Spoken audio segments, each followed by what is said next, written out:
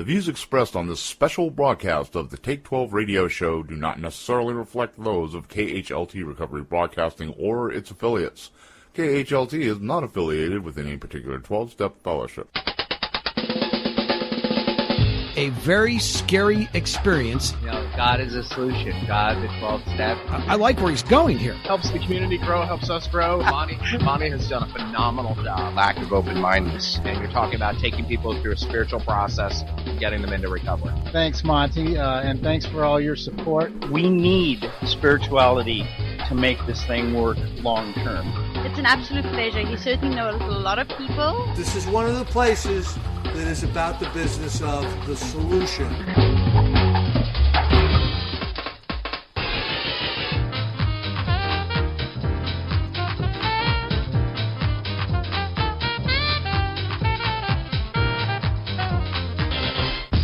And now, broadcasting on location somewhere in the vast expanse of the Pacific Northwest, it's the over-opinionated 12-stepologist, the Monty'man.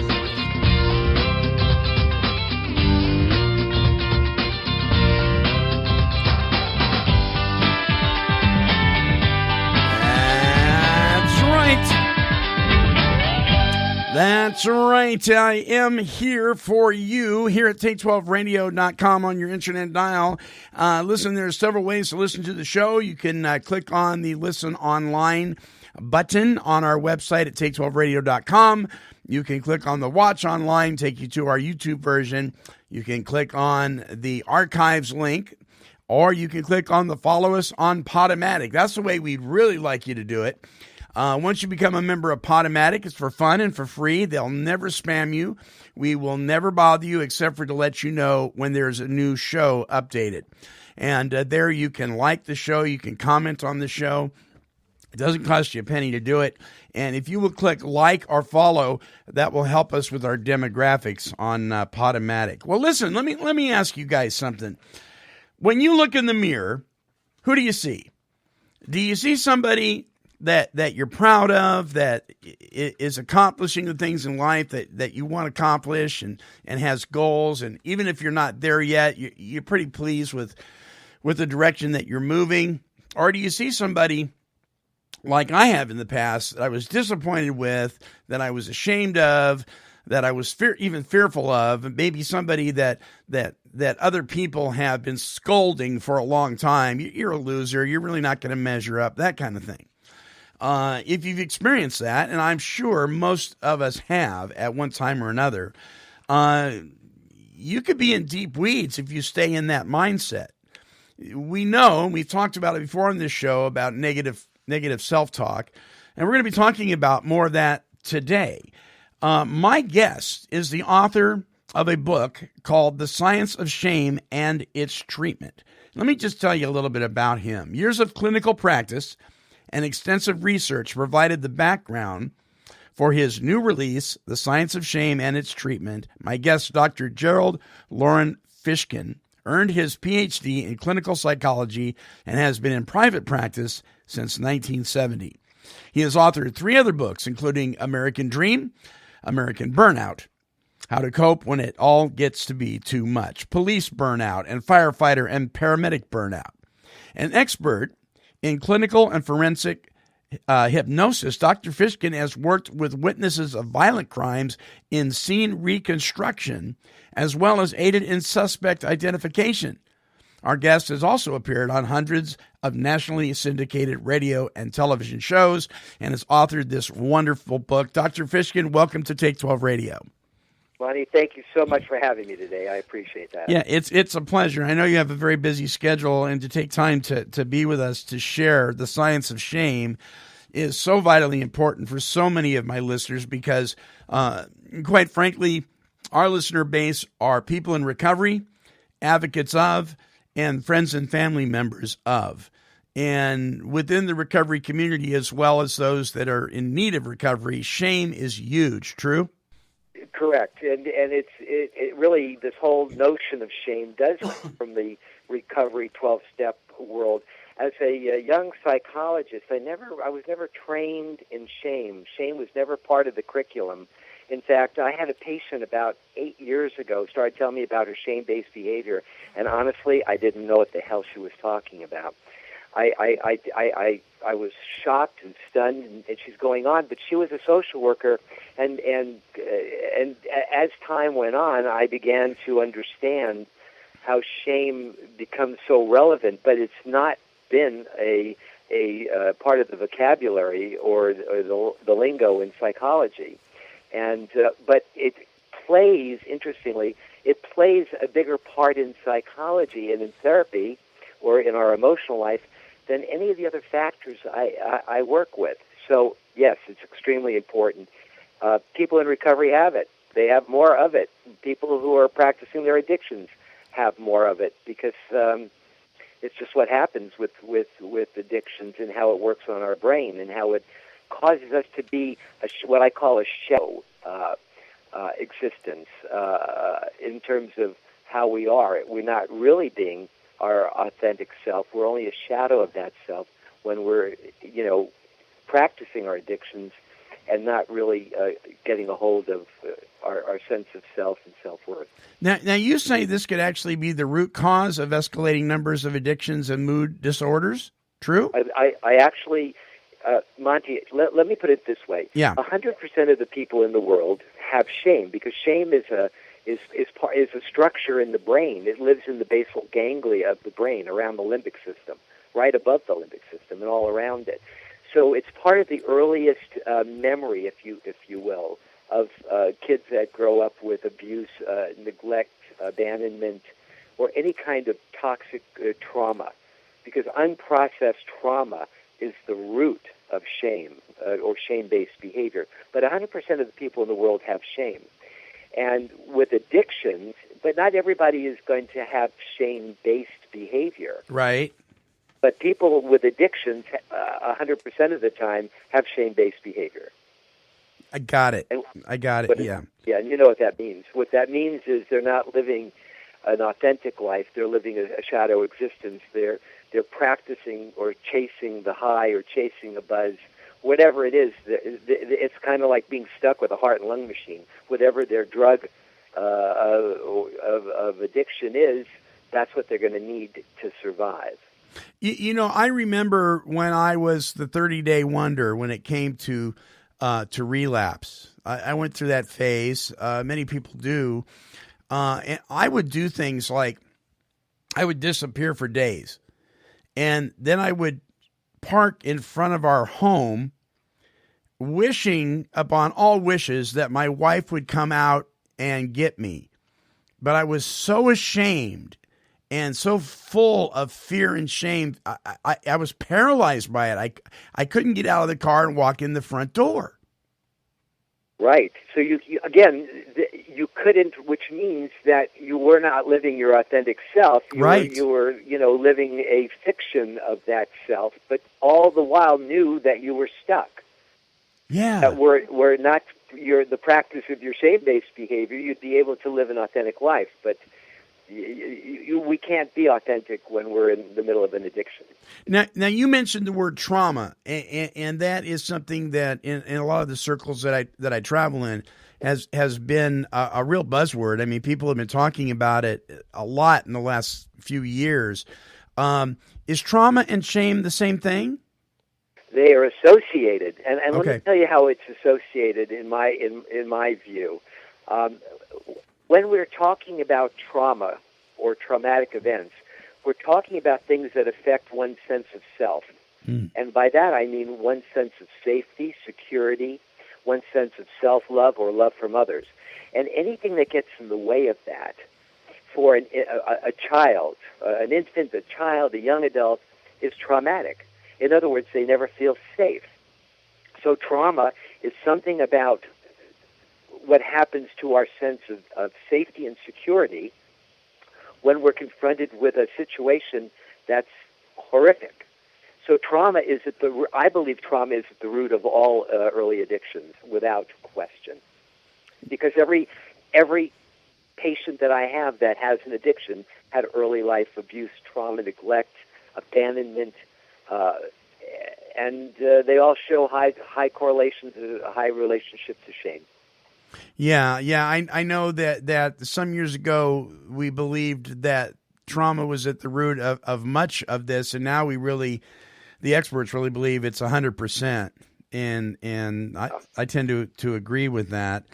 What is the difference between guilt and shame? Because I know listeners are thinking that right now.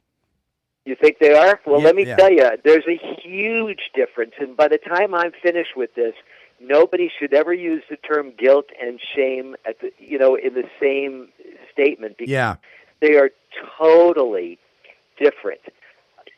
Shame is what we call an affective reaction to a perceived attack to oneself.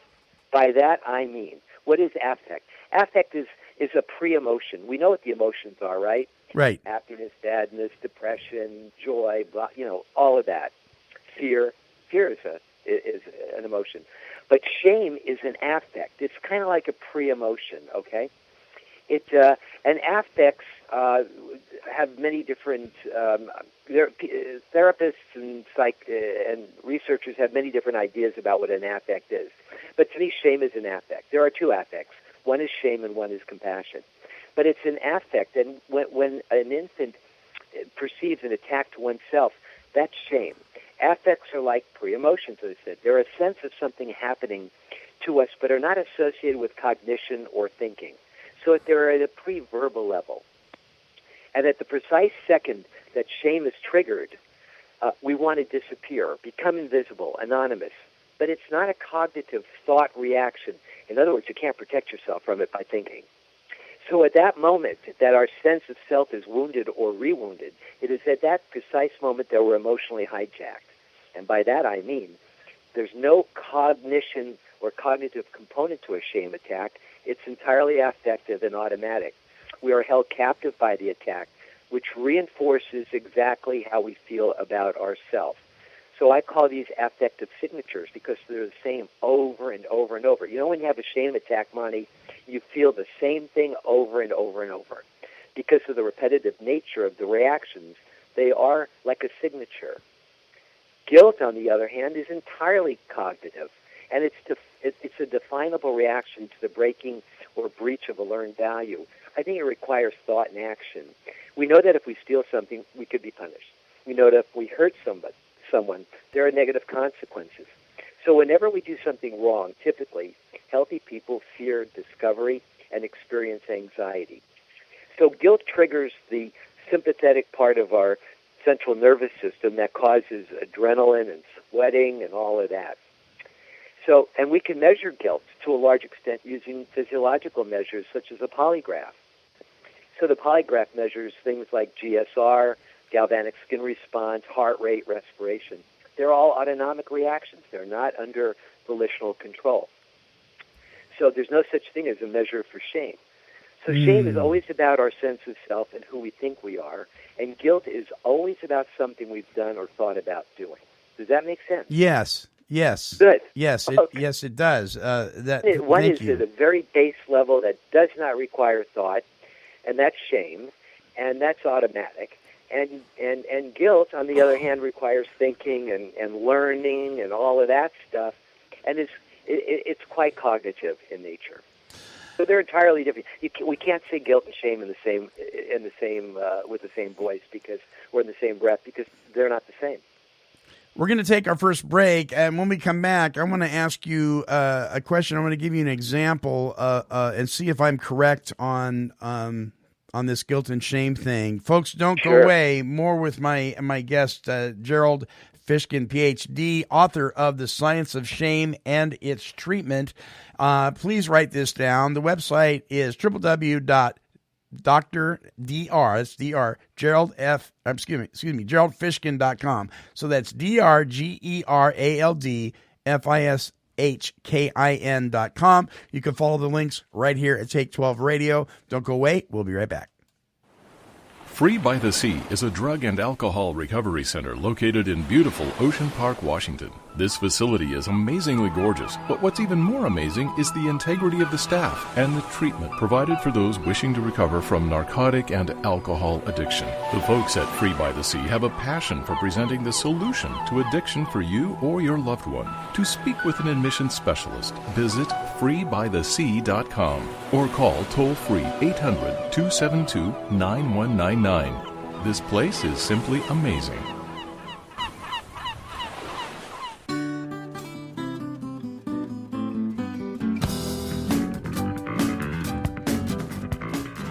Well, welcome back to the show. Our guest this week is a man who understands what I believe to be one of the primary causes for relapse and drug and alcohol abuse in our world today, and that's shame. His book is The Science of Shame and Its Treatment. The author, our guest, Gerald Fishkin, Ph.D.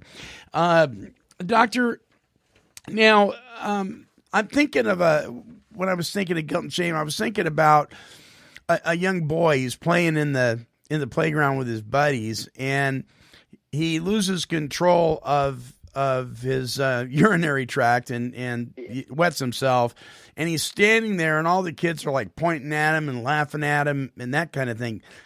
Is that shame that he's feeling? Oh, without question, that's shame. Yeah, that's definitely not guilt. Shame. Yeah, and that's, again, that's not guilt. What does he have? What, did he break a value? No. He wet himself, and kids are brutal with one another. Yes. And that leaves a trauma. And that child, unless that trauma is resolved, because this happens over and over, Monty, it happens throughout the world, because 100% of the people in the world have shame. Yeah. You can go to the deepest jungle and find shame. You can go to the Queen's court and find shame. It's all there. And when something happens to a child like that, if that child isn't nurtured immediately and told he's okay, it was just an accident, he'll get over it, it may not happen again, but he has to feel good about himself. If he takes that into his brain or into his world automatically, like, I'm no good, I'm a weenie, I can't control myself, he may go on and have other experiences like that, where he wets himself in public and gets into shaming behavior. If he's controlled and helped through that traumatic reaction, in other words, remember what I said earlier, unprocessed trauma leads to shame. So if that trauma can be processed and talked through in the caring, loving arms of his mom and dad or a family member, he more than likely is going to get over it, and it'll just be an experience like all of our other experiences in life. And I can tell you a couple that I've had, and I might, that shamed me. But so that's really what happens. We want to make sure, because shame is always about the sense of self, that child has a good sense of self, but can understand that accidents happen, and he can get past it. And as he grows and develops, it'll just be like a little blip in the whole screen of life. So is this something? Because you said several times, excuse me, that everybody has this. Is this something we're born with? Yes, we're born with the potential, Monty. Just as we're born with the potential to have hearing and vision, right? They come from parts of our brain. We have the same potential to have shame. In other words, it's built into the brain in the basal ganglia. It's part of the brain, and it's just being understood now. Believe it or not, it's just being found out now.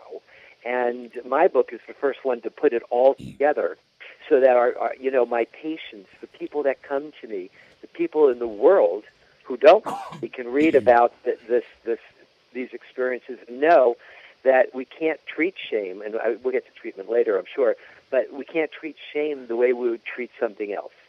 In other words, we can't treat it like we would treat a guilt reaction, if you will, like a guy who, went out on his wife and you broke a marital vow and all that. That's where you get the guilt stuff.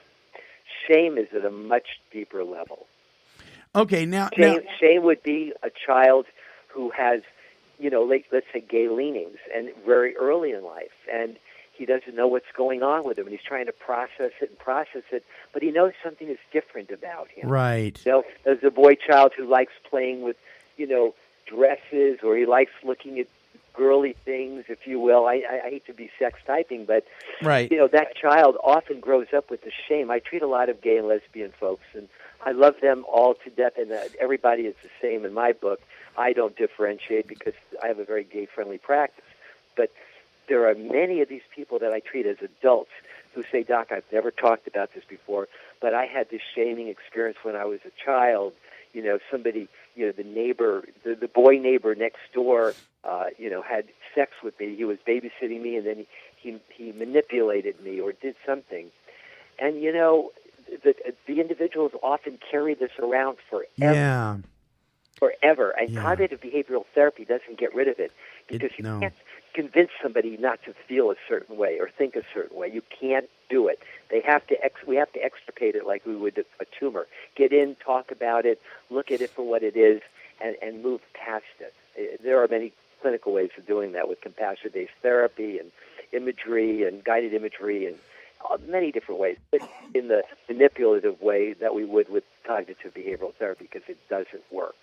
And that is where we lose about 33% of our patients because we're trying to treat everybody with the same clinical process. And that's, again, one of the reasons I was compelled to write this book.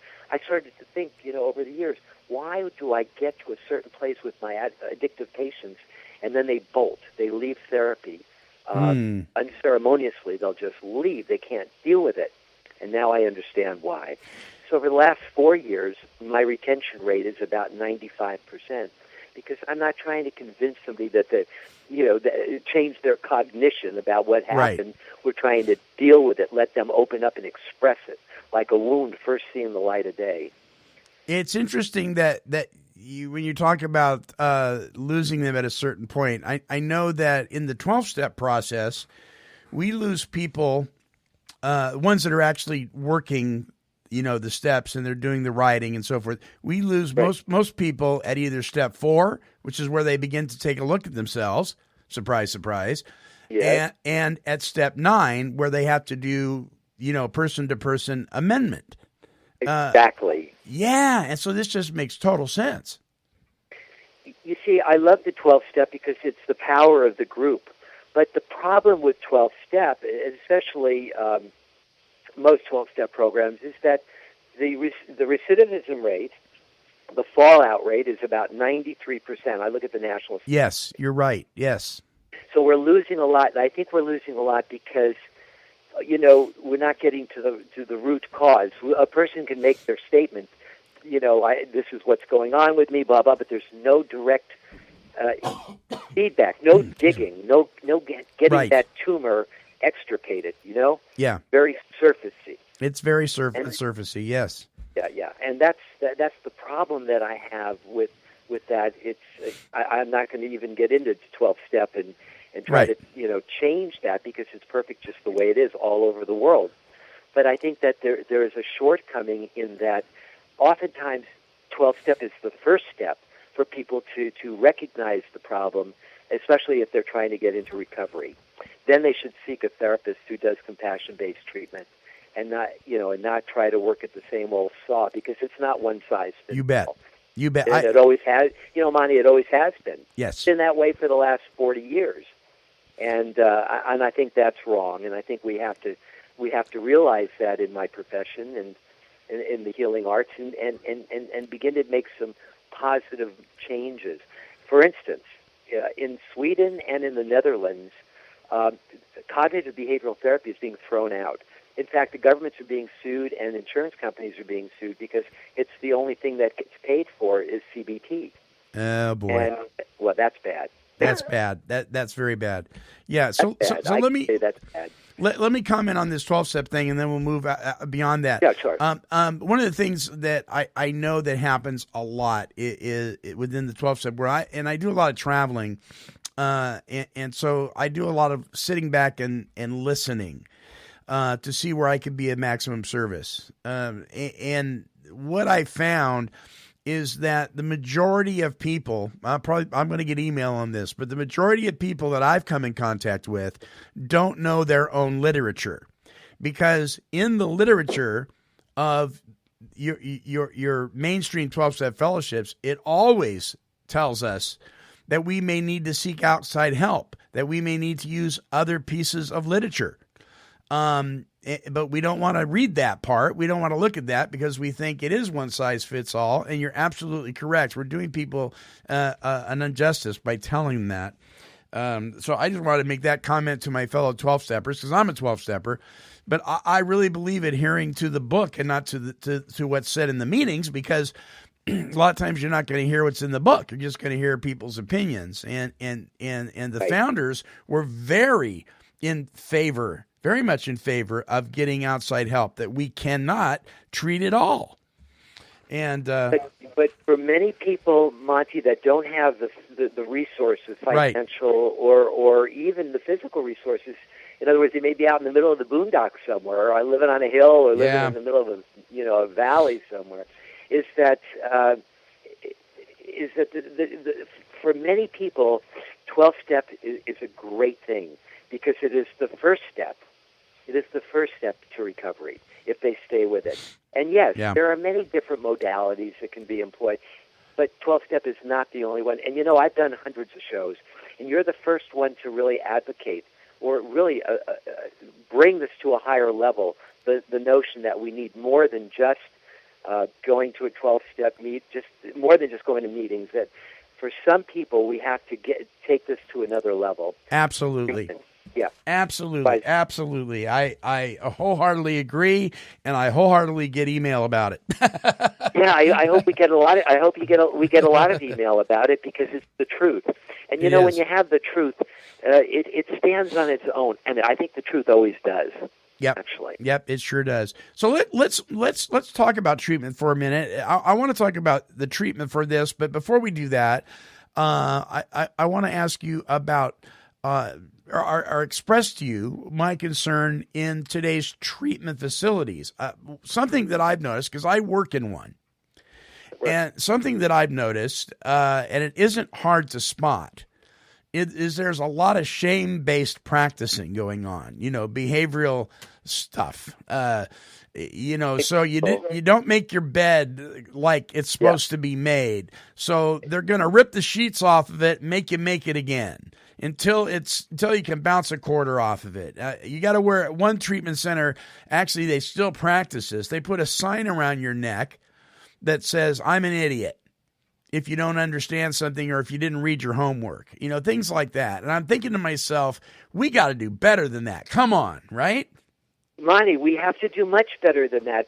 There's so much personal shaming going on to try to get people to act a certain way or conform. Yeah. Shame is built into our brain for a certain reason. I really believe this, Monty. I think it's built into our brain to keep us appropriate.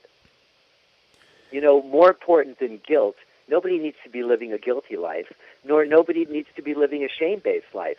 So shame, there's healthy shame. I'm often asked, and I'm sure you were going to ask me, Doc, is there healthy shame? Well, let me jump the gun.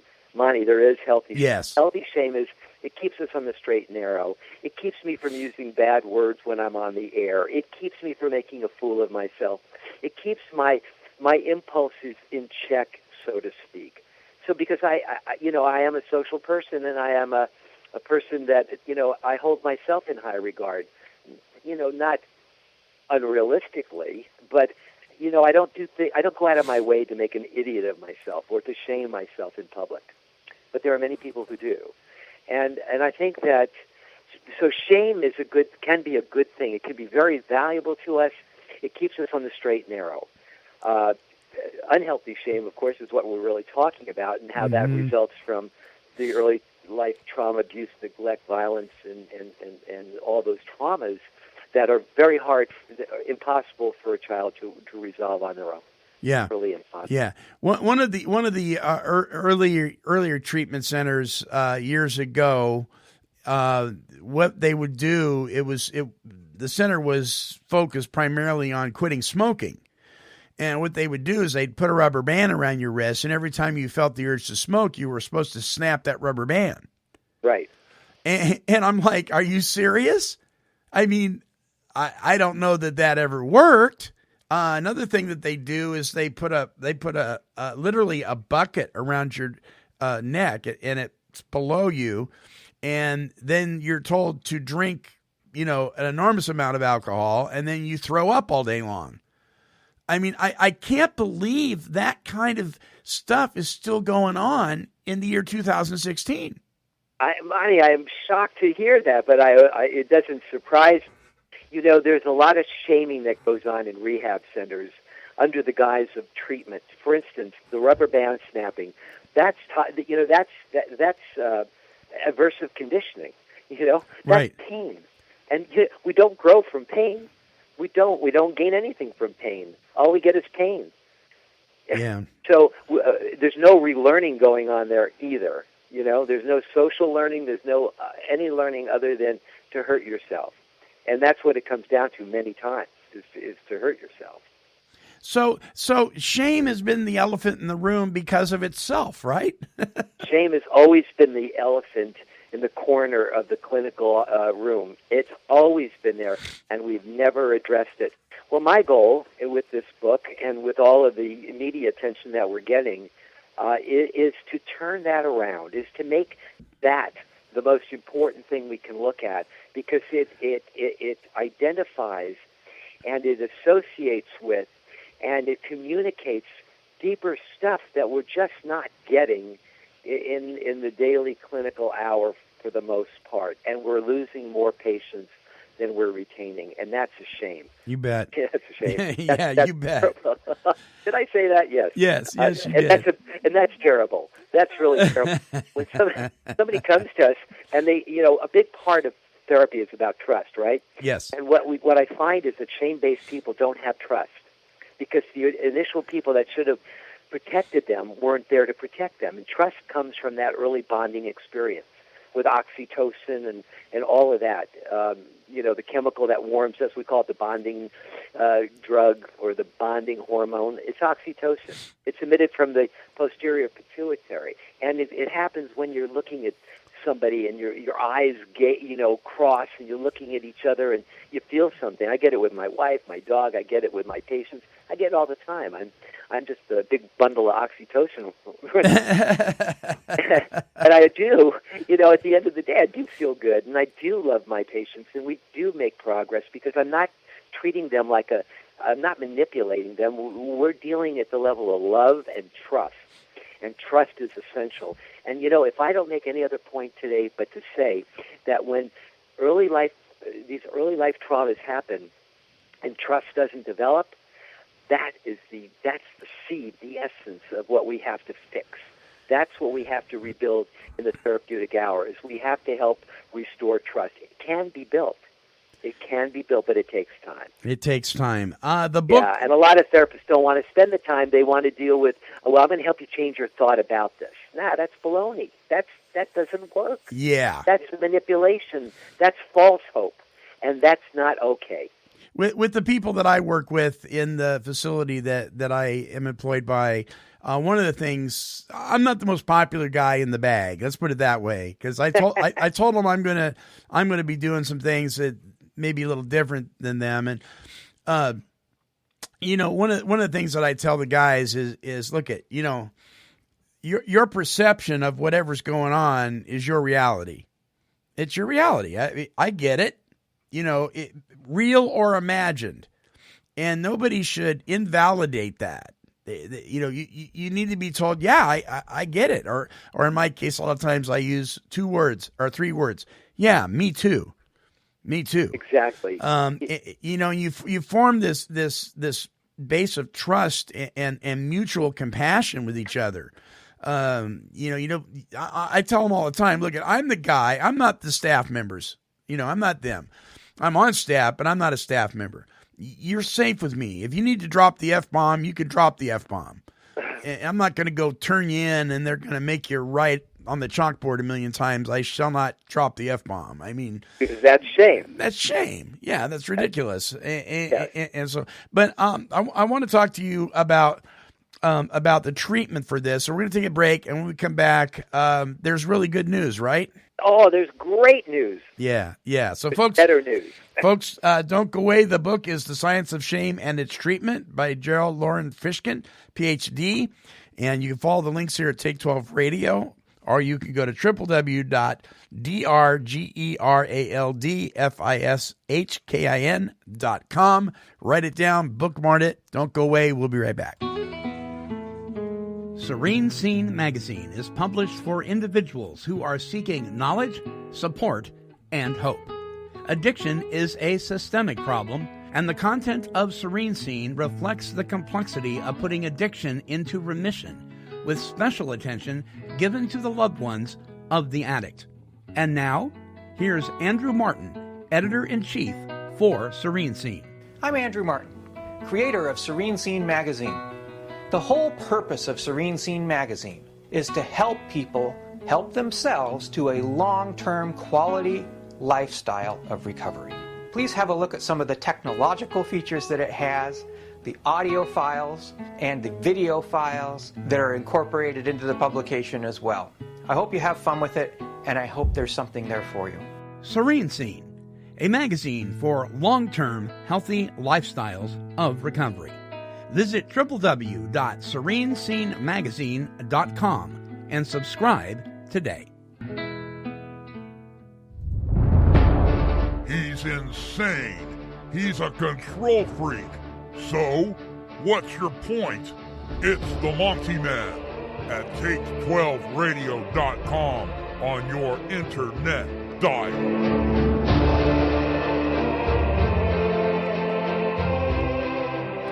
Well, welcome back to the show. Our guest this week is Dr. Gerald Fishkin. His book, The Science of Shame and Its Treatment. We're talking about shame. Now, we've been talking a lot about some of the issues and problems and quite frankly, the disabling effects that shame can have on people. But there's good news. There's a way to treat this. This is not something that's not untreatable. It is treatable. So doctor, tell us, where do we start?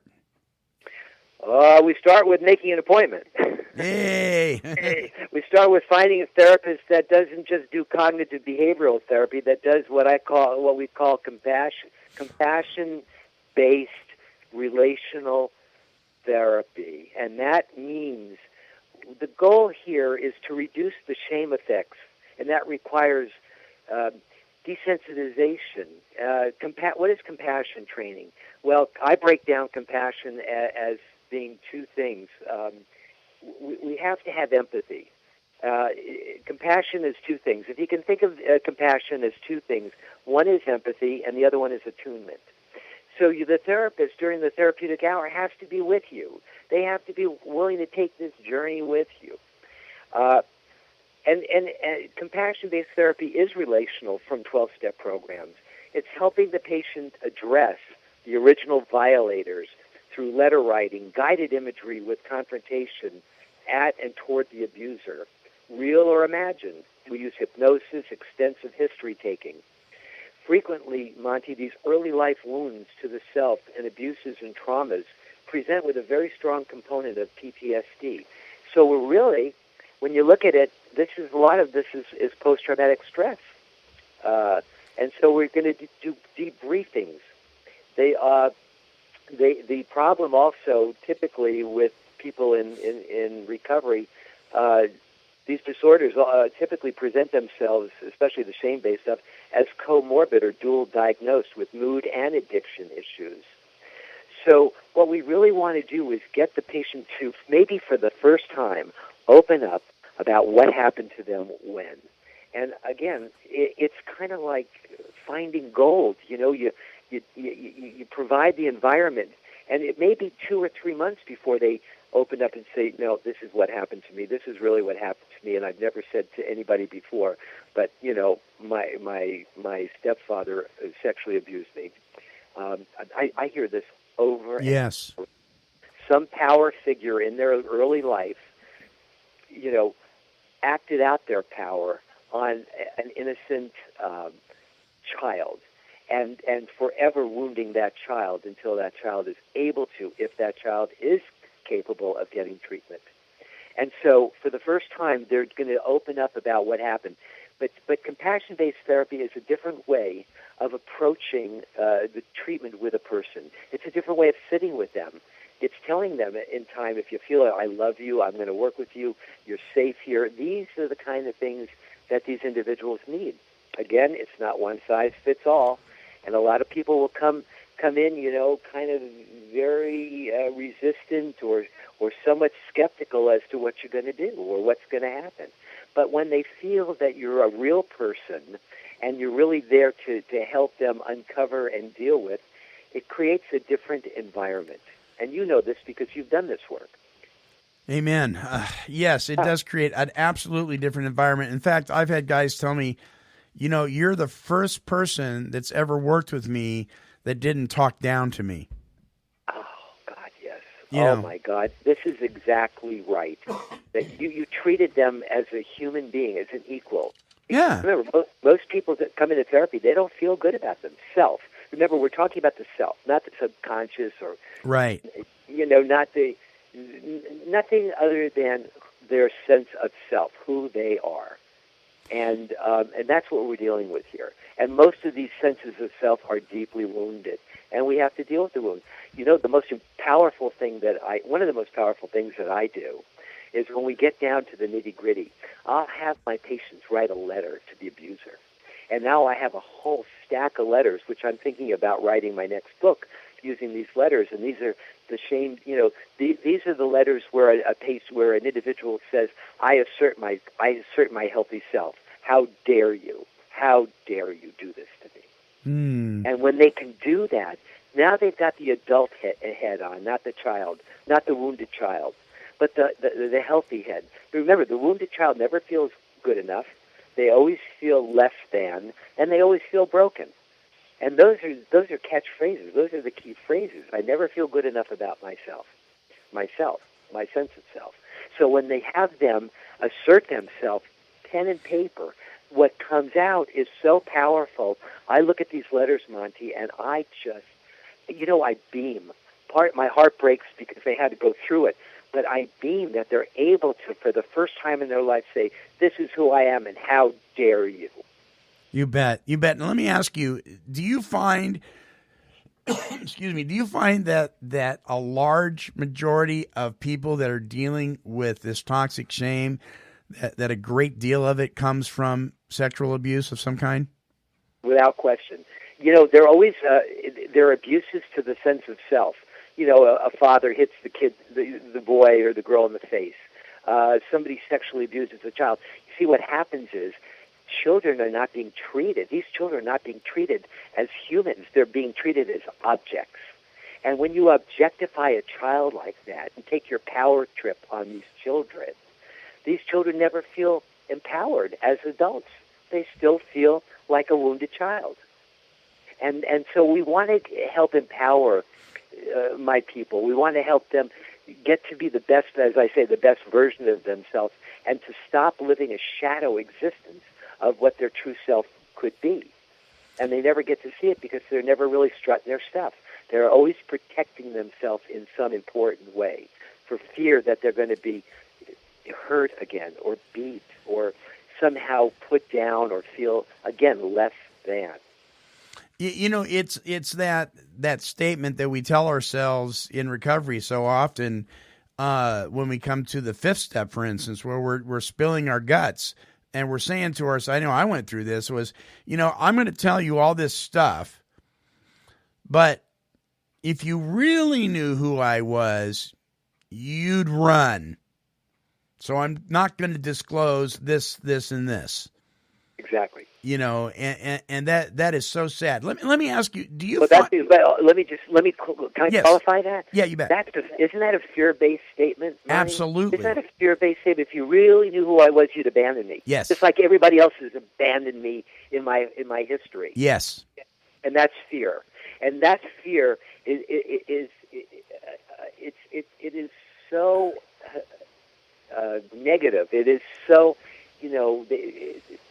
it's crippling is what it is. Yeah. It's totally crippling.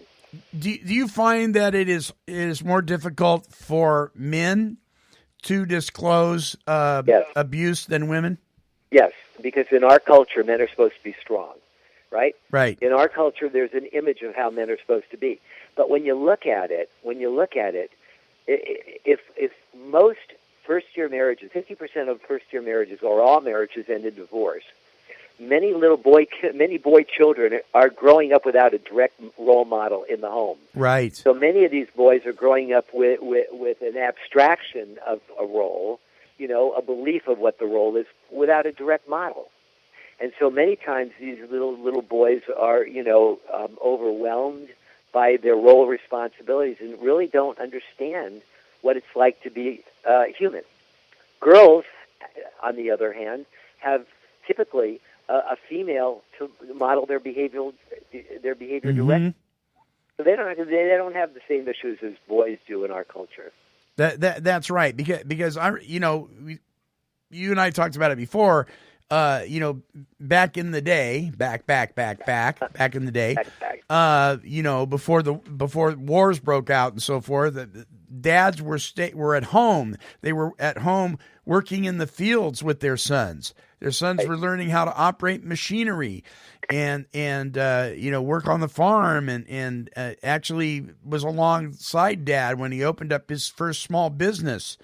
And then we started demanding time from Dad, and Dad wasn't home anymore. Right. And one of the there's a series of commercials out there that just anger me to no end. And it's one of them is I think it's an insurance commercial, and the guy's on the phone. It's like 3 a.m, and the guy's on the phone talking to the insurance agent, and the wife comes down. She goes, "Oh, who are you talking to?" And he goes, "It's Jake from State Farm." That's what it is, State Farm commercial. Jake from State Farm. She goes, "Oh, really? And what is he wearing?" Jake from State Farm. She's automatically accusing him of having an affair over the phone. And there's she's assuming. She's assuming that he is, he's breaking their vow. Right. The other one is a lady is on the computer, and she goes, "I don't believe it." And the husband comes around the corner, and he starts to admit that he's been cruising the internet inappropriately. But before he actually gets it out, she reveals that it's an insurance company she's looking up. And it's we're putting men in these roles, and I'm thinking, no wonder kids are confused. Right. It's crazy. It's crazy. Yeah, there's a lot of distrust in the world, and again, everything that you and I, Monty, are talking about has to do fundamentally with lack of trust. And somehow it's been taken out of us that. Maybe we shouldn't trust. Maybe we should look at things, spuriously and question everything. I kind of think that's a really hard way to live. It's a really difficult way to live.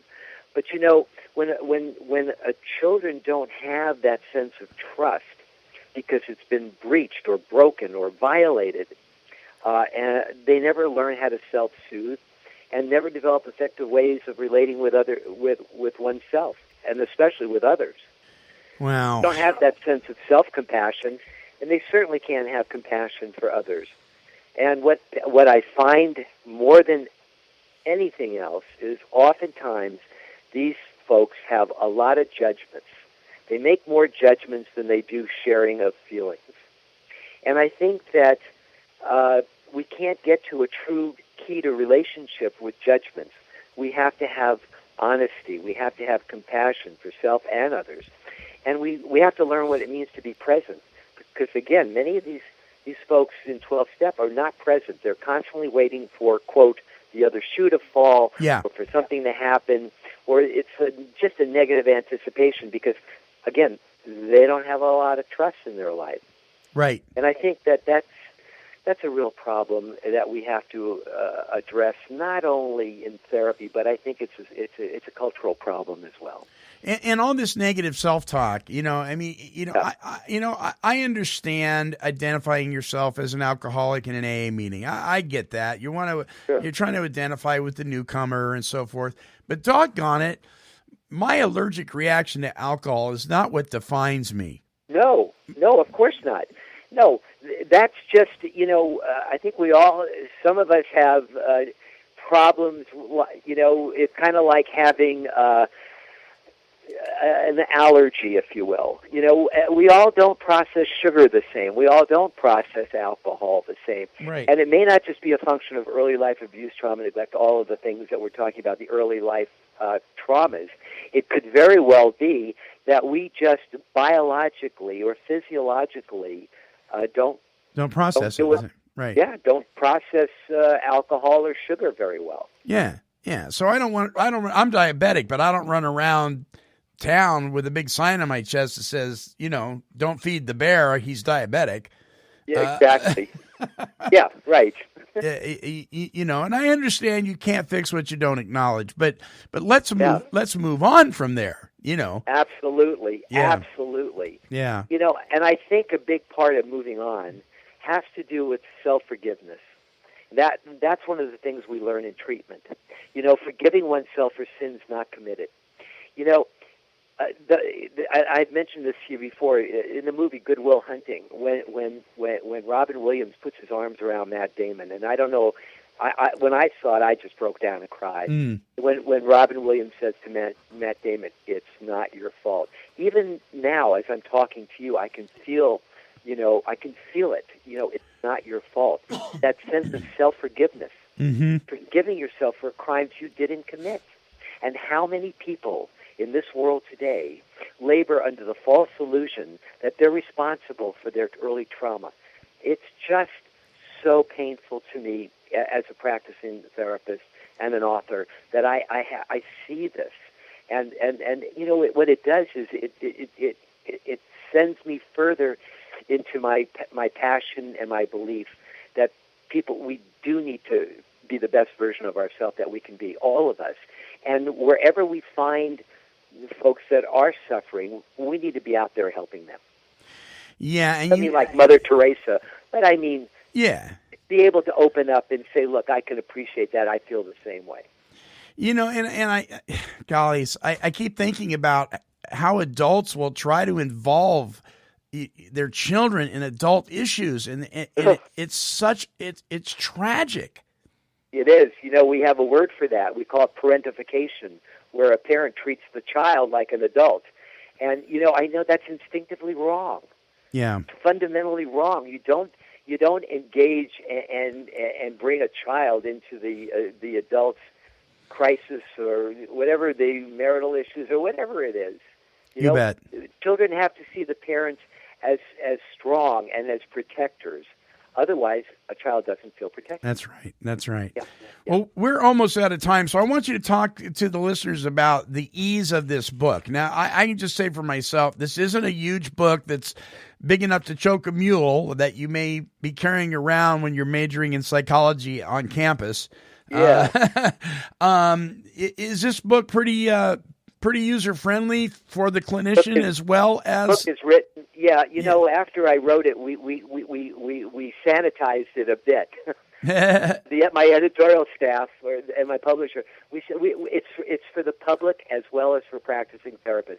But anyone who picks up this book, and including all my patients are reading it now, and on the feedback I'm getting, not only from my patients, but all over the country, actually all over the world, it's phenomenal because people are getting it.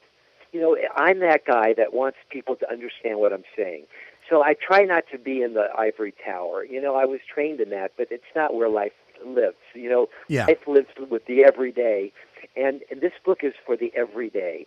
There will be parts. I have patients that are rereading different parts 2 and 3 times just to understand it, get it. Oh, they can read the words, but when they relate it to themselves, they're going, "Oh my God!" And so I think that anybody who picks up this book and reads it will get something from it that will relate to who they are.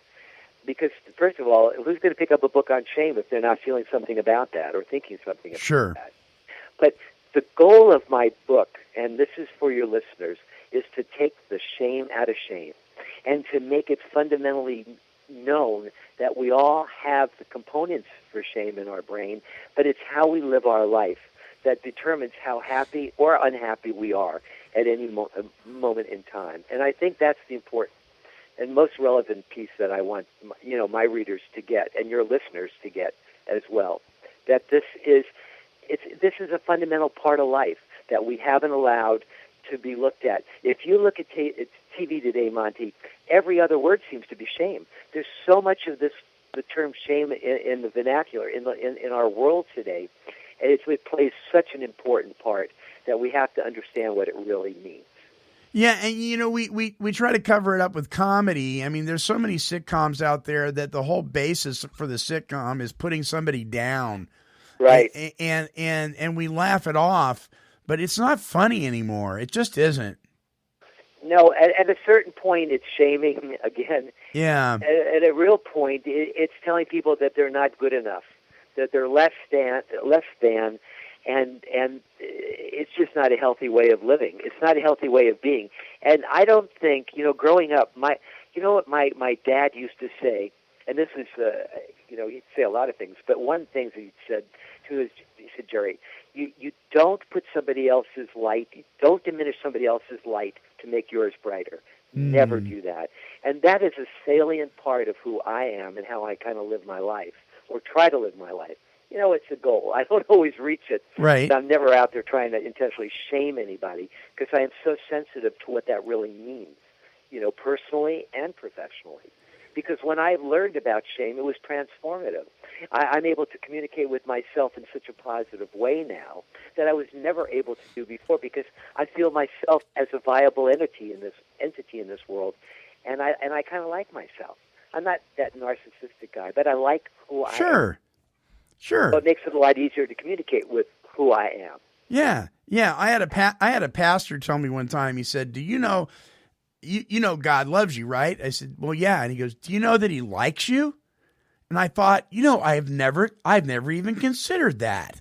Exactly. Wow. That's powerful. Yeah. The book is The Science of Shame and Its Treatment, authored by my guest, Dr. Gerald Fishkin.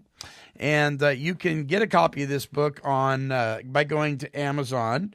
You can get a copy of this book by going. Can they get a copy by going to your website?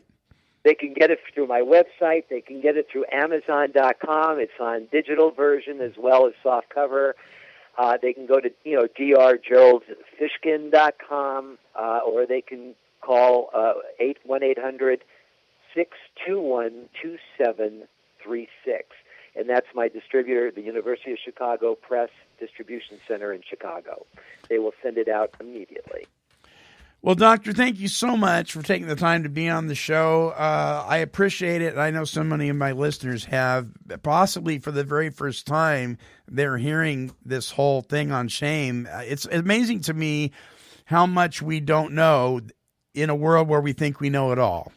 Exactly. And I think that it plays such a primary role in who we are and how we are that we can't deny it anymore. And I think you're going to see this out there more and more, how we look at shame and discuss and talk about shame and really deal with it, because it emanates from that early relationship at home, or how a child is raised. And I think that this should open up the eyes of parents and teachers and religious folks and all people, that we have to treat our children with respect and dignity and love, and help them if they're having trauma. Try to get to the root of it immediately so that they don't labor with this their entire life. So here's my challenge to all you pastors, priests, rabbis, spiritual leaders, spiritual advisors, Native American folks who are in leadership, whatever it is that you do to help people spiritually, is come out from behind your pulpits and your lecterns, come down to the level with the rest of us, get this book, and start beginning to understand the science of shame. I guarantee you that it will definitely help your position in whatever role you're playing, wherever you're playing it.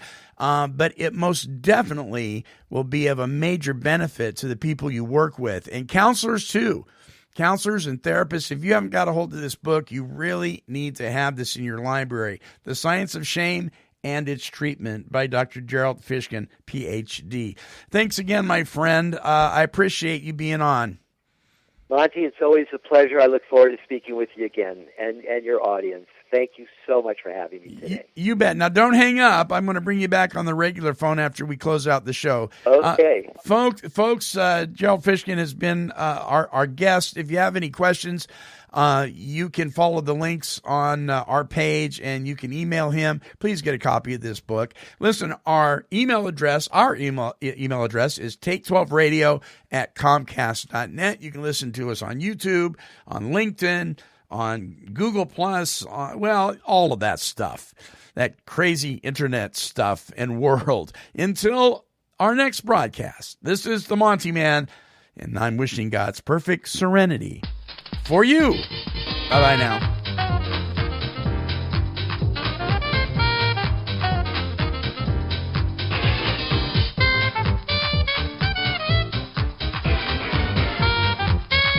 This has been a broadcast of KHLT Recovery Broadcasting.